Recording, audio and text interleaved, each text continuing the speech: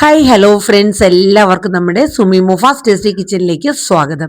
അപ്പം നമ്മുടെ സാന്ത്വനം 2-ന്റെ ഇനി വരാനിരിക്കുന്ന അടുത്ത ദിവസങ്ങളിലെ കുറച്ച് വിശേഷങ്ങളൊക്കെ നമുക്ക് കേട്ട് നോക്കിയാലോ.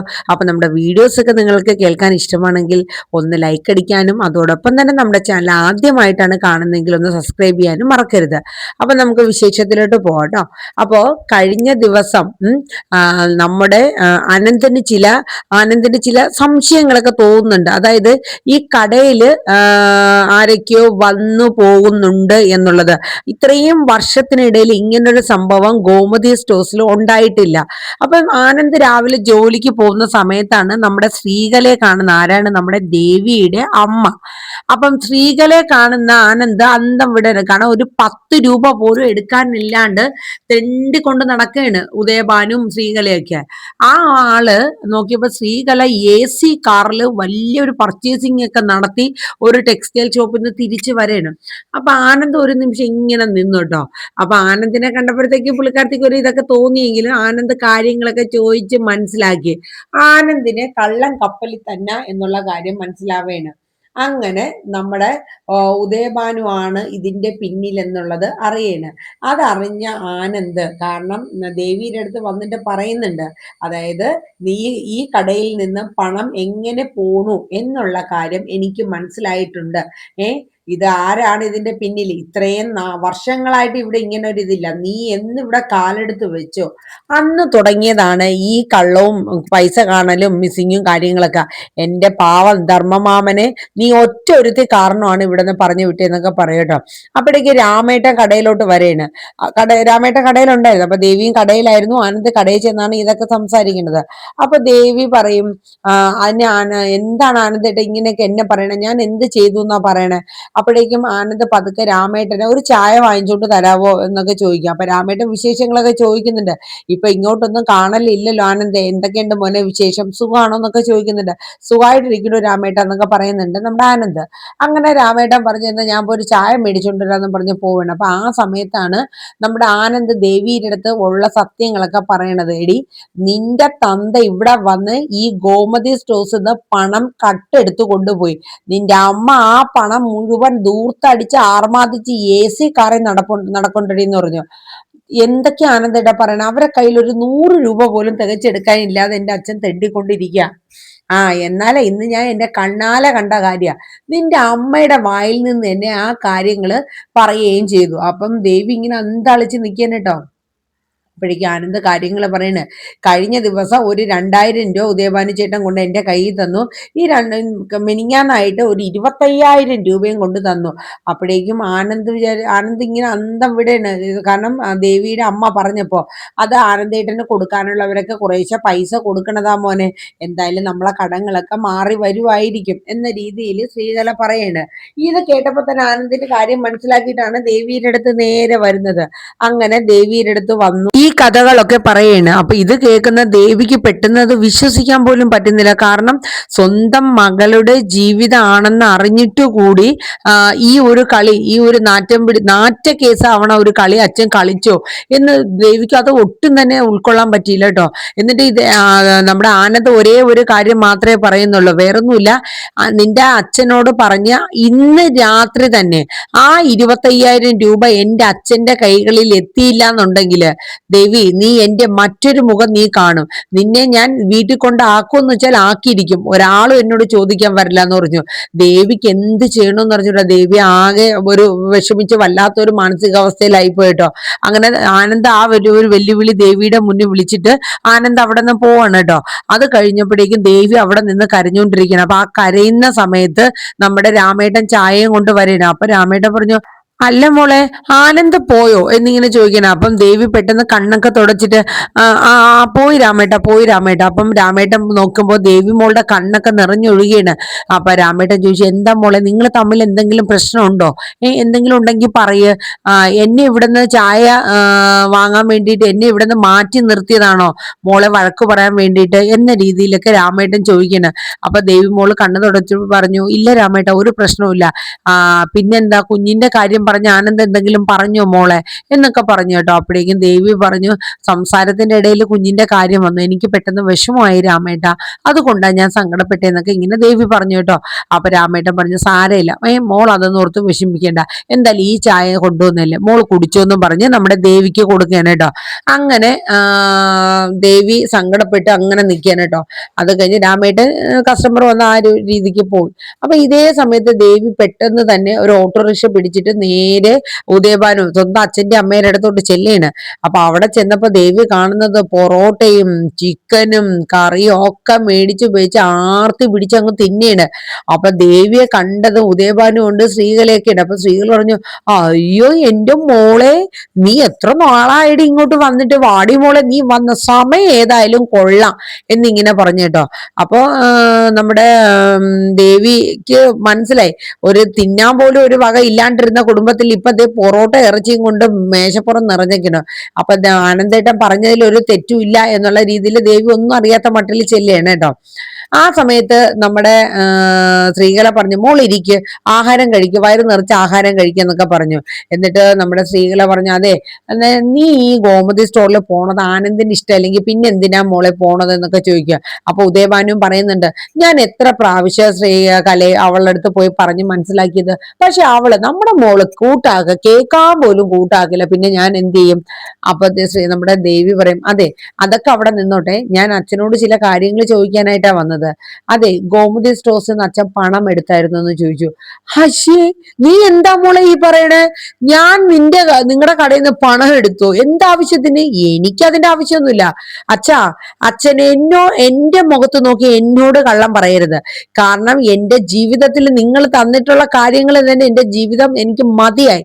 ഇനി എന്റെ ജീവിതം കുളം തോണ്ടാനാണ് അച്ഛൻ ഉദ്ദേശിക്കുന്നതെങ്കിൽ എന്റെ ശവം ഞാൻ അച്ഛനെയും അമ്മയും കാണിക്കുമെന്ന് പറഞ്ഞു. എന്റെ പൊന്നുമോളെ ഞാൻ ഒന്നും എടുത്തിട്ടില്ല എന്ന് പറഞ്ഞ് ഉദയഭാനു തർക്കിക്കണം കേട്ടോ.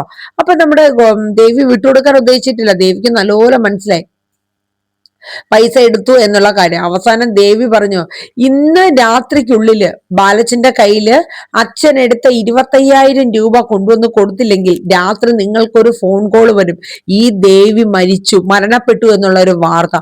അത് കേൾക്കുമ്പോഴത്തേക്ക് ഉദയഭാനുവിനും ശ്രീകലയ്ക്കൊക്കെ ആകെ ഒരു ഇതാവാണ്. അപ്പൊ ശ്രീകല ചോദിക്കുന്നുണ്ട്, അല്ല ഉദയേട്ട, നിങ്ങള് ഗോമതി സ്റ്റോറിൽ പോയി പണം കട്ടെടുത്തുകൊണ്ടാണോ വന്നിരിക്കുന്നത്? അവസാനം എല്ലാവരുടെയും ചോദ്യം ചെയ്യലിന്റെ മുന്നിൽ ഉദയഭാനുവിന് സത്യം വെളിപ്പെടുത്തേണ്ടി വന്നു. കാരണം ചെലവിന് 5ന്റെ പൈസ ഇല്ല. എടി ദേവി മോളെ, ഗോമതി സ്റ്റോറിൽ എന്തോരം പണം വരുന്നതാ, ഒരു ഇച്ചിരി കാശ് എടുത്തു എന്ന് വെച്ചിട്ട് അതിന് മാത്രം ഇവിടെ എന്ത് സംഭവിക്കാനാ? അച്ഛാ, ഒരു മകളായ എന്റെ വായിൽ നിന്ന് അച്ഛൻ കേൾക്കാത്ത കാര്യങ്ങൾ കേൾക്കേണ്ടി വരും. എന്റെ ജീവിതം നിങ്ങൾക്ക് തൊളിച്ച് തുന്നം പാടാനാണെങ്കിൽ ഞാൻ മരിച്ചോളാം. അതാണ് നിങ്ങൾ ആഗ്രഹിക്കുന്നെങ്കിൽ അതും കൂടെ ഞാൻ നിങ്ങളുടെ മുന്നിൽ കാണിച്ചു തന്നേക്കാം എന്നും പറഞ്ഞ് ദേവി പറയണ്. കാരണം ഇത്രയും ഒരു കുടുംബജീവിതം എത്രത്തോളം ഇതാക്കി കളിക്കാൻ പറ്റുമോ ആ രീതിയിലെല്ലാം ഉദയഭാനും ശ്രീകലയും കൂടെ കളിച്ചാണ് നമ്മുടെ ദേവീനെ ആനന്ദിന്റെ തലയിലോട്ട് വെക്കണത്. എന്നിട്ടും ദേവിക്ക് ഇതിന്റെ സത്യാവസ്ഥയൊന്നും ശരിക്കും അറിയില്ലായിരുന്നു ഈ കല്യാണ സമയത്ത് പോലും. അപ്പൊ വീണ്ടും തന്റെ ജീവിതത്തിലെ അച്ഛനായിട്ട് തന്നെ വീണ്ടും ഇങ്ങനെ ഒരു ഇത് കാണിക്കുന്നു എന്നുള്ളത് അറിഞ്ഞിട്ട് നമ്മുടെ ദേവിക്ക് അത് ഒട്ടും തന്നെ അങ്ങോട്ട് ഉൾക്കൊള്ളാൻ പറ്റാത്ത ഒരു അവസ്ഥയായിപ്പോയി.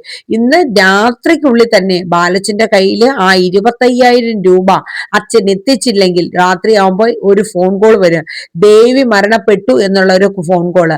അല്ലെങ്കിൽ ആ ഒരു വാർത്ത കേൾക്കണ്ടെങ്കിൽ അച്ഛൻ ഇന്ന് തന്നെ കൊടുക്കണമെന്ന് പറയാം. അപ്പോഴേക്ക് ഉദയഭാനു പറയും, എന്റെ പൊന്നു മോളെ, അച്ഛന്റെ കയ്യിൽ നിന്ന് 10,000 രൂപ അങ്ങ് ചെലവായി പോയിടി എന്ന് പറയും. എനിക്കതൊന്നും കേൾക്കണ്ട, അച്ഛൻ എന്ത് കാണിച്ചാലും വേണ്ടില്ല, ബാലച്ചന്റെ കയ്യിൽ 25,000 രൂപയും കൊടുത്തിരിക്കണം. എന്ത് കഥ പറഞ്ഞോ എങ്ങനെയോ എനിക്കതൊന്നും അറിയേണ്ട കാര്യമില്ല എന്ന് പറഞ്ഞിട്ട് ദേവി അവിടെ നിന്ന് ദേഷ്യപ്പെട്ട് കരഞ്ഞുകൊണ്ട് ഇറങ്ങി പോവാണ് കേട്ടോ. അപ്പോഴേക്കും ഉദയഭാനു നമ്മുടെ ശ്രീകലയും കൂടെ ഇരിക്കും. ഓ, എന്നാലും മനുഷ്യ, നിങ്ങൾ എന്ത് മണ്ടത്തരോ ഈ കാണിച്ചത്? അല്ലാണ്ട് പിന്നെ എന്ത് ചെയ്യാനടി? ഇത്രയും രൂപയുടെ കച്ചവടമുള്ള ഒരു കടയല്ലേ, ഒരു ഇച്ചിരി കാശ് എടുത്തു എന്ന് ചെവിളി ഇമാതിരി കിടന്ന് ചാടേണ്ട കാര്യമൊന്നുമില്ല.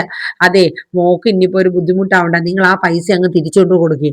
അതെ, 10,000 രൂപയുടെ തുണിയും മണിയൊക്കെ മേടിച്ചത് നീയല്ലേ, നീ ആ തുണി കൊണ്ടുവന്ന് കടയിൽ തിരിച്ചു കൊടുത്തിട്ട് ആ പൈസ ഇങ്ങ് വാങ്ങിച്ചോണ്ട് വടി, 25,000 രൂപ തേച്ചു കൊടുക്കട്ടടി, 10,000 രൂപ കുറവാ. അപ്പൊ സ്ത്രീകൾ പറഞ്ഞു, അയ്യോ എനിക്കൊന്നും പറ്റില്ല. ഓ, ഉദയഭാനു ചേട്ടൻ വേണമെങ്കിൽ പോയി മാറ്റി മേടിച്ചോ, എനിക്ക് വാങ്ങിയ സാധനം തിരിച്ചുകൊണ്ട് കൊടുക്കാനൊന്നും എനിക്ക് പറ്റില്ല എന്ന് നമ്മുടെ ഉദയഭാനു അല്ല നമ്മുടെ ശ്രീകലയും പറയണം കേട്ടോ. അവസാനം എന്ത് ചെയ്യണമെന്ന് അറിഞ്ഞൂടാ. അപ്പോഴാണ് നമ്മുടെ ശ്രീകല ഒരു ഐഡിയ പറഞ്ഞു കൊടുക്കണം. നമ്മുടെ സുകന്യക്ക് പാസ്പോർട്ടിന്റെ കാര്യം വേണമെന്നും പറഞ്ഞ് പൈസ ഇടയ്ക്കിടയ്ക്ക് മേടിക്കുന്നുണ്ടല്ലോ, ഒരു 30,000 രൂപ വേണമെന്നും പറഞ്ഞൊന്ന് ചോദിച്ചോളാൻ പറഞ്ഞു. അങ്ങനെ ഉദയഭാനു വിളിച്ച് നമ്മുടെ സുകന്യയുടെ അടുത്ത് പറയണം, മോളെ ഒരു 30,000 രൂപ നിന്റെ പാസ്പോർട്ടിന്റെ ആവശ്യത്തിന് വേണ്ടിയിട്ട് നീ ഒന്ന് വേഗം ഇട്ട് തരണം എന്ന് പറയാണ്. അപ്പോഴേക്ക് ഇത് കേട്ട പാതി കേൾക്കാത്ത പാതി നമ്മുടെ സുകന്യ പാസ്പോർട്ട് റെഡിയാക്കി കൊണ്ടിരിക്കുകയാണല്ലോ. ഇത് ശരിയാക്കുന്ന നമ്മുടെ ഉദയഭാനു സാറും കൂടെയാണ്. അപ്പൊ നമുക്ക് കാര്യം മനസ്സിലായി, സുകന്യയുടെ കയ്യിൽ നിന്ന് നല്ലൊരു പൈസ ഇറങ്ങി പോകും എന്നുള്ള കാര്യം നമുക്ക് ഇതിൽ നിന്ന് തന്നെ മനസ്സിലായി. അപ്പൊ ഇത് കേട്ട പാതി സുകന്യ അപ്പൊ തന്നെ അത് സാർ ഞാൻ ഇപ്പൊ തന്നെ ഇടാം സാറേ എന്ന് പറഞ്ഞുകൊണ്ട് പെട്ടെന്ന് തന്നെ ഒരു 30,000 രൂപ അങ്ങ് ഇട്ട് കൊടുക്കുകയാണ്. അങ്ങനെ നമ്മുടെ ഉദയഭാനു നേരെ ദേവമംഗലത്തോട്ട് ചെന്നിട്ട് ആ പൈസ നമ്മുടെ സുകന്യയുടെ കയ്യിൽ നിന്ന് മേടിച്ച 30,000-ല് 25,000 രൂപ നമ്മുടെ ബാലച്ചന്റെ കയ്യിലോട്ട് കൊടുക്കാനായിട്ട് നോക്കുകയാണ്. അപ്പൊ ഒരു കള്ളക്കഥയൊക്കെ പറഞ്ഞിട്ടാണ് നമ്മുടെ ഉദയഭാനു ആ കേസൊക്കെ ഒന്ന് ഡീൽ ചെയ്യണത്. അതായത് ബാലച്ചന്റെ അടുത്ത് പറയണം, അതെ കഴിഞ്ഞ ദിവസം ഞാൻ കടയിൽ വന്നപ്പോ എനിക്ക് കുറച്ച് ക്യാഷിന്റെ അത്യാവശ്യം ഉള്ളതുകൊണ്ട് ഞാൻ മോളെടുത്ത് പറഞ്ഞായിരുന്നു ബാല, ഇങ്ങനെ ഒരു 25,000 രൂപ എടുത്തായിരുന്നു, എനിക്ക് പെട്ടെന്ന് കൊണ്ട് തരാൻ പറ്റിയില്ല കേട്ടോ, ഒന്ന് ഡിലേ ആയിപ്പോയി, ഇതാ 25,000 രൂപയെന്ന് പറയണ്. അപ്പോഴേക്കും നമ്മുടെ ബാലൻ ആകെ അന്താളിക്കാണ്. അപ്പൊ നമ്മുടെ ധർമ്മനെ ഞാൻ ഈ കുറ്റപ്പെടുത്തിയത് അവൻ ഒരു തെറ്റും ചെയ്തിട്ടില്ല, എന്റെ ധർമ്മൻ പാവം, അയ്യോ ഞാൻ ധർമ്മനെ സംശയിച്ചല്ലോ എന്നൊക്കെ ഇങ്ങനെ ചിന്ത വരെയാണ് കേട്ടോ. അപ്പോഴ് ഉദയഭാനു പതുക്കെ നൈസായിട്ട് കാര്യങ്ങള് ബാലന്റെ കൂടെ അവതരിപ്പിച്ചിട്ട് അവിടെ നിന്ന് ഇറങ്ങിയാണ്. കാരണം ദേവിയുടെ അടുത്ത് പറഞ്ഞിട്ടുണ്ടായിരുന്നു. അപ്പൊ ബാലൻ നോക്കുമ്പോ ഇത്രയും വലിയൊരാള്, അവർക്കൊക്കെ ഒരു 25,000 എന്നൊക്കെ പറയണത് ഒന്നും അല്ല. അപ്പൊ കടയിൽ വന്നപ്പോ ആ പൈസ ചില്ലറ ചേഞ്ച് ഒരു 25,000 രൂപ എടുത്തു, അത് മോളെടുത്ത് പറഞ്ഞിട്ടുമാണ് പോയത്. അപ്പൊ ദേവി മറന്നു പോയതായിട്ടാണ് ഇപ്പൊ നമ്മുടെ ഉദയഭാനു ബാലന്റെ മുമ്പിൽ അവതരിപ്പിച്ചേക്കുന്നത്. അപ്പൊ എന്തായാലും ആ 25,000 രൂപ തിരിച്ചു കൊടുപ്പിക്കുക തന്നെ ചെയ്യുന്നുണ്ട്. അപ്പൊ ഇതിന്റെ എല്ലാം മുൻകൈ എടുത്ത് ഇതെല്ലാം ഈ രീതിയിൽ എത്തിച്ചത് നമ്മുടെ ആനന്ദാണ് കേട്ടോ. അപ്പൊ ആനന്ദിന് എന്തായാലും കാര്യങ്ങളൊക്കെ മനസ്സിലായി. എന്തായാലും ഇത് ഇങ്ങനെ പോയാൽ പറ്റില്ല, ഇതിന് ഒരു തീരുമാനം എടുക്കണം. ഇനി മേല ദേവി നമ്മുടെ ഗോമതി സ്റ്റോഴ്സിൽ പോവേണ്ട കാര്യം ഇല്ല എന്നുള്ള ഒരു തീരുമാനവും ആനന്ദ് എടുക്കുകയാണ്. പക്ഷെ ദേവിയുടെ അടുത്ത് പറയുന്ന സമയത്ത് ദേവി അതിനെ എതിർക്കുന്നുണ്ട്. ആനന്ദേട്ടൻ എന്തൊക്കെ പറഞ്ഞിരുന്നാലും ശരി, ബാലച്ചൻ എന്ന് ഇനി എന്റെ അടുത്ത് ഗോമതി സ്റ്റോഴ്സിൽ കേറണ്ട എന്ന് പറയുന്നു, അന്നല്ലാണ്ട് ഞാൻ നിർത്തില്ല, അതിന് ഇനി ഒരു മാറ്റവും ഇല്ല എന്ന് പറയുന്നുണ്ട്. അപ്പോഴേക്കും ആനന്ദ് ചോദിച്ചു, ഓഹോ നിനക്ക് അത്രയ്ക്കും നിനക്ക് ആ ഒരു ഇതായല്ലേ, നിന്നെ ഞാൻ കാണിച്ചു തരുന്നുണ്ടടി, നീ എന്നെ വെല്ലുവിളിക്കാറായല്ലേ, തന്തേനെയും മോളെയും തള്ളയും ഒക്കെ ഞാൻ ഒരു പടുതി കാണിച്ചു തരുന്നുണ്ട്. നിന്റെ അനിയത്തിയുടെ കല്യാണം നോക്കി തുടങ്ങി, ഏതോ ഒരു ഹതഭാഗ്യൻ എന്നെ പോലെയുള്ള ഏതോ ഒരു വലിയ വീട്ടിലെ ഒരു ചെറുക്കനെ കണ്ണും കയ്യും കാണിച്ച് മയക്കി എടുത്തിട്ടുണ്ട്, എന്നിട്ട് കോടീശ്വരന്റെ മോളെന്നും പറഞ്ഞ് കെട്ടിക്കും, അവന്റെ അതോ ഗതി. എന്തായാലും നീയും കൂടെ അവിടെ വീട്ടിൽ പോയി നിൽക്ക്, അപ്പൊ എന്തായാലും അനിയത്തിയുടെ കല്യാണത്തിന് മൂത്ത മോളെ കെട്ടിച്ചു വിട്ടിട്ട് ഇപ്പൊ മോള് വീട്ടിൽ വന്ന് നിൽക്കണം എന്നുള്ള പേരും കൂടെ അങ്ങ് കിട്ടിക്കോളും എന്നിങ്ങനെ ആനന്ദ് പറയാണ്. ദേവിക്ക് പറയാനായിട്ട് ഒന്നുമില്ല, ദേവി ഇതെല്ലാം കേൾക്കാൻ ബാധ്യസ്ഥയും കൂടെ ആണല്ലോ. അത് കഴിഞ്ഞ് പിന്നെ കാണിക്കുന്നത് എന്നാന്ന് വെച്ചാല് നമ്മുടെ ധർമ്മനും അച്യുതനും കൂടെ നമ്മുടെ അനുശ്രീയുടെ കാര്യങ്ങൾ പറയണം. അതായത് അനുശ്രീ എന്തൊക്കെയോ പ്ലാനും ആയിട്ടാണ് കൃഷ്ണമംഗലത്ത് എത്തിയിരിക്കുന്നത്. കാരണം അലോകിനെ ആ രീതിയിൽ നമ്മുടെ അനുശ്രീക്ക് നന്നായിട്ട് കഷ്ടപ്പെടുത്തുന്നുണ്ടെന്നൊക്കെ പറയുന്നുണ്ട്. അപ്പൊ ധർമ്മം പറയേ ഇല്ല, അച്ചുവേട്ടൻ എന്താ പറ്റിയത്, ഒരിക്കലും അനുശ്രീ അങ്ങനെയൊന്നും ചെയ്യില്ല എന്നുള്ള കാര്യം പറയണ. ഇല്ല ധർമ്മ, നീ വേണമെങ്കിൽ നീ ഒന്ന് അന്വേഷിച്ച് നോക്കി, ഇവിടെ തന്നെ എന്ന് നോക്കിയാലും അലോകിന്റെ കരച്ചിലും നിലവിളിയും മാത്രമേ കേൾക്കാനുള്ളൂ. നീ എവിടെയെങ്കിലും കേട്ടിട്ടുണ്ടോ ഏതെങ്കിലും ഭാര്യ ഭർത്താവിന്റെ തലയിൽ കല്യാണം കഴിഞ്ഞ് ആദ്യ പുതുമോടി തന്നെ സാമ്പാർ എടുത്ത് തലയിൽ കൂടെ കമത്തിയ ചരിത്രം നീ കേട്ടിട്ടുണ്ടോ? അപ്പൊ ധർമ്മൻ ആലോചിക്കുന്നു, അതെന്ത് കളിയാ. അപ്പോഴേക്ക് ധർമ്മന് ഒടുവിൽ കാര്യങ്ങളൊക്കെ മനസ്സിലാവേണ്. നമ്മുടെ അനുവിന് ശരിക്കും അലോകിനെ ഇഷ്ടമായിട്ടല്ല ഈ കല്യാണത്തിന് സമ്മതിച്ചതെന്നും ഈ അലോകിന്റെ ഒപ്പം ഇറങ്ങി പോകുന്നതെന്നും അനുവിന്റെ ഉള്ളിൽ എന്തൊക്കെയോ ലക്ഷ്യങ്ങളുണ്ട് എന്നുള്ളത് ധർമ്മന് മനസ്സിലാവുന്നുണ്ട് കേട്ടോ. അങ്ങനെ ധർമ്മൻ അതിനു വേണ്ടുന്ന ചില കാര്യങ്ങളൊക്കെ ചെയ്യാൻ വേണ്ടിയിട്ട് ധർമ്മൻ തയ്യാറാവുന്നുണ്ട്. അങ്ങനെ ആ ഒരു കേസ് ധർമ്മം കൈയോടെ പൊക്കുന്നുണ്ട് കേട്ടോ. അനുവിന്റെ ഉള്ളിൽ എന്താണ് എന്നുള്ളതൊക്കെ ധർമ്മം മനസ്സിലാക്കി എടുക്കുന്നുണ്ട്.